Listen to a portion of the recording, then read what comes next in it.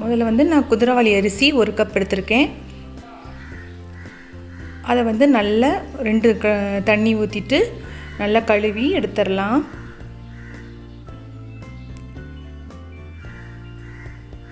அதில் உள்ள தூசி எல்லாம் அப்போ தான் போகும். கொஞ்சம் இங்கே பாருங்கள், கொஞ்சம் அழுக்கு கலரில் இருக்குது.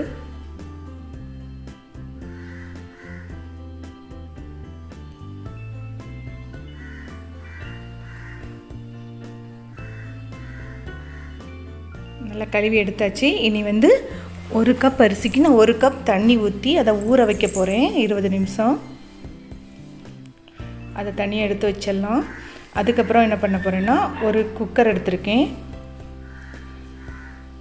அதில் வந்து ஒரு 3 ஸ்பூன் வந்து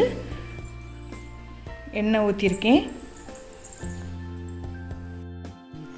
அதோட 2 ஸ்பூன் நெய் சேர்த்துக்கலாம். நெய் சேர்க்கும்போது வந்து அதோட வந்து மனம் ரொம்ப நல்லாயிருக்கும். நெய்யும் எண்ணெயும் நல்லா மிக்ஸ் ஆனதுக்கப்புறம் நம்ம வந்து மசாலாஸெல்லாம் ஆட் பண்ணிடலாம்.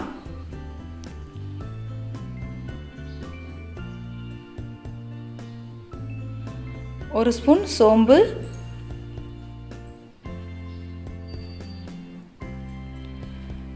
பிரிஞ்சி இலை,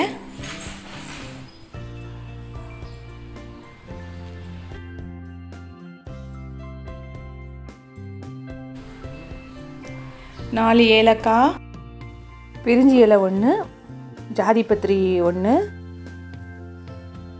ஏலக்காய், 2 துண்டு பட்டை, 3 கிராம்பு, கொஞ்சமாக வந்து கல்பாசி எல்லாம் சேர்த்துட்டு நல்லா வதக்கிடலாம்.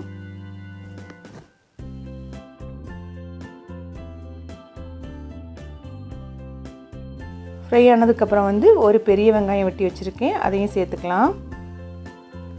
அதுக்கப்புறம் 1/2 கப் அளவுக்கு சின்ன வெங்காயம் சேர்த்துக்கலாம். சேர்த்துட்டு வந்து நல்லா வதக்கிடலாம். நம்ம வந்து சின்ன வெங்காயமும் சேர்க்கும்போது வந்து நல்லா சூப்பராக இருக்கும் அதோட டேஸ்ட்டு. இப்போ நம்ம பொடி பொடியாக வெங்காயத்தை கட் பண்ணனால சீக்கிரமாக ஃப்ரை ஆயிரும். அதுக்கு ஃப்ளேவர் வந்து ரொம்ப நல்லாயிருக்கும்.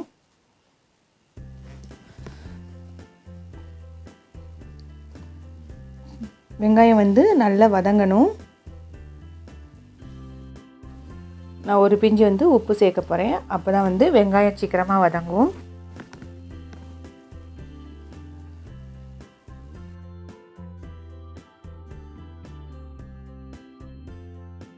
வெங்காயம் வந்து நம்ம பொன்னிறமாக வதங்கினதுக்கப்புறம் 5 பச்சை மிளகாய் நான் சேர்த்துருக்கேன். பச்சை மிளகாய் வந்து சேர்த்து வதக்கிக்கலாம்.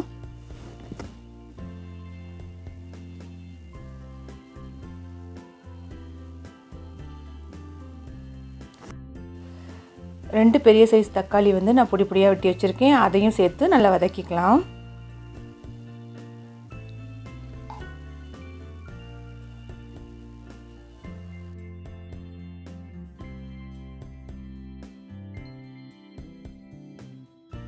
இப்போ வெங்காயம் தக்காளிலாம் நல்லா வதங்கிட்டு வந்து எண்ணெய் மேலே வந்திருக்கு. இந்த டைமில் வந்து நம்ம வந்து இஞ்சி பூண்டு விழுது சேர்த்துக்கலாம். நம்ம இப்போ வந்து ஒவ்வொரு ஸ்டெப்பாக கரெக்டாக செஞ்சோம்னா அந்த பிரியாணி வந்து ரொம்ப சூப்பராக இருக்கும். இஞ்சி பூண்டோட வந்து பச்சை ஸ்மெல் போகிற வரைக்கும் நல்லா வதக்கி விட்டுடலாம். வெங்காயம் தக்காளி வந்து நல்லா மசியணும், அப்போ தான் வந்து ரொம்ப டேஸ்டியாக இருக்கும்.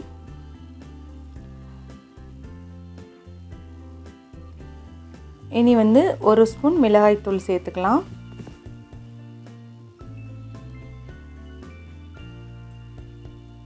ஒரு ஸ்பூன் மிளகாய்த்தூள் சேர்த்தனால வந்து நான் 2 ஸ்பூன் வந்து மல்லித்தூள் சேர்த்துருக்கேன். அதுக்கப்புறம் 1 ஸ்பூன் வந்து கரம் மசாலா,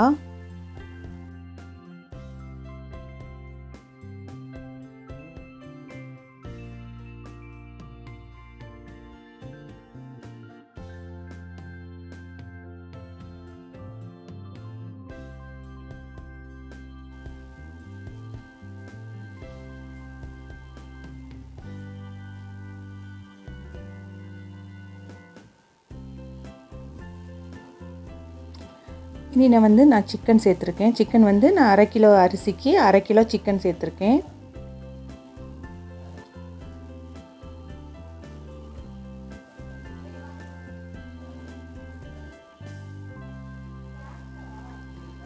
சிக்கனை வந்து அந்த மசாலாலாம் சேர்த்து நல்லா வதக்கிடலாம். அப்போ தான் அந்த சிக்கனில் வந்து நல்லா மசாலாலாம் நல்லா இறங்கும்.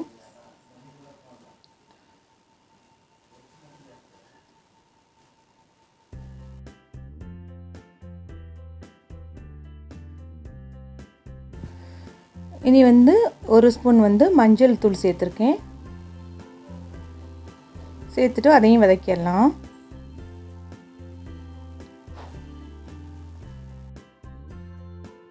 இனி பொடி பொடியாக வெட்டி வச்சுருக்க கொத்தமல்லி புதினா 2யும் சேர்த்துக்கலாம்.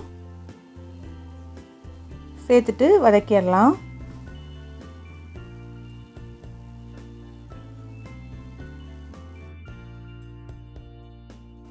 அரை கப் தயிர் சேர்த்துக்கலாம்.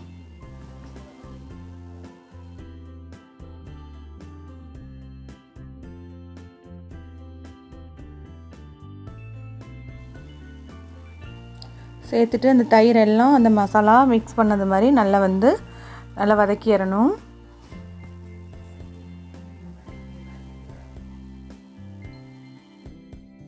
இப்போ எல்லாமே நல்லா வதங்கிட்டு ஒரு கிரேவி இப்போ தான் வந்திருக்கு. இந்த டைமில் வந்து நம்ம வந்து தண்ணி சேர்த்துக்கலாம். 1 கப் அரிசிக்கு 1.5 கப் தண்ணி சேர்த்துக்கலாம். குதிரைவாலி அரிசி வந்து சீக்கிரமாக வந்து வெந்துறதுனால நம்ம வந்து தண்ணி கம்மியாகவே சேர்த்துக்கலாம்.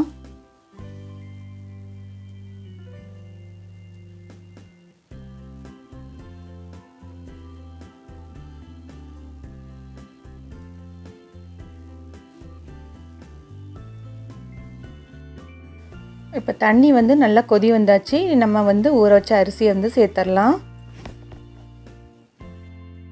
தேவையான அளவு உப்பு சேர்த்துக்கலாம். இனி கடைசியாக வந்து நான் கொத்தமல்லி புதினா 2யும் பொடி பொடியாக வெட்டி வச்சுருக்கேன். அதை சேர்த்துக்கலாம்.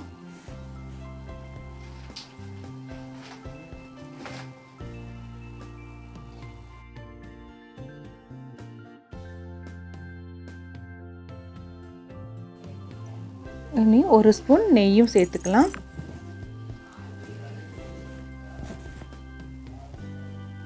சேர்த்துட்டு நல்லா வந்து மிக்ஸ் பண்ணிக்கலாம். குக்கரில் வைக்கதா இருந்துச்சுன்னா வந்து நீங்கள் மூடி போட்டு ஒரு விசில் வச்சு இறக்கிடலாம். நான் இப்போ வந்து தம் போட போகிறேன். ஒரு மூடி எடுத்து அதில் போட்டுட்டு வந்து அது ஒரு பாத்திரம் நிறைய நான் தண்ணி ஊற்றி வச்சுருக்கேன். அடுப்பை வந்து 1/4 மணி நேரம் வந்து சிம்மில் வச்சுக்க போகிறேன்.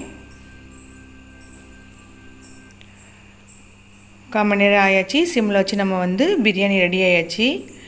என்னால் வந்து அந்த பிரியாணியை வந்து எடுக்கிற வீடியோ வந்து காமிக்க முடியல.